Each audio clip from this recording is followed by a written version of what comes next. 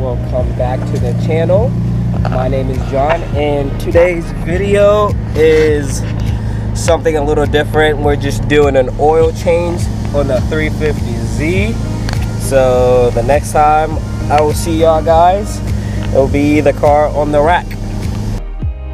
The car is in the air. The next thing basically what I'm going to do is just get started on the oil change and just take off this to the side somewhere where you won't forget about it or lose it. And basically just check over everything, which I've already done. Close the hood, make sure it doesn't hit the light up there, but it's good. Already checked it. I've already shake it and lift it up. Okay guys, so once the car is up in the air, the next thing I'm going to do is take off the drain plug, which is a 14 mil.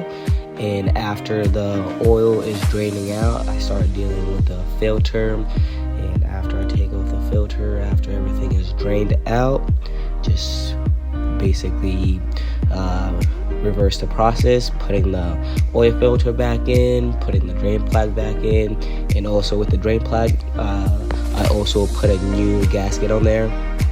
And as you see, after I'm done with everything, I just spray it off with the brake cleaner, and I go back with my tool, make sure everything is in there tight and snug.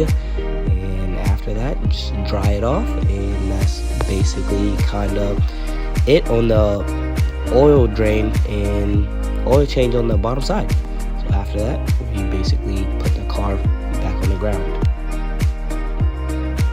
And after the car is back down on the ground, basically just fill up the fluids,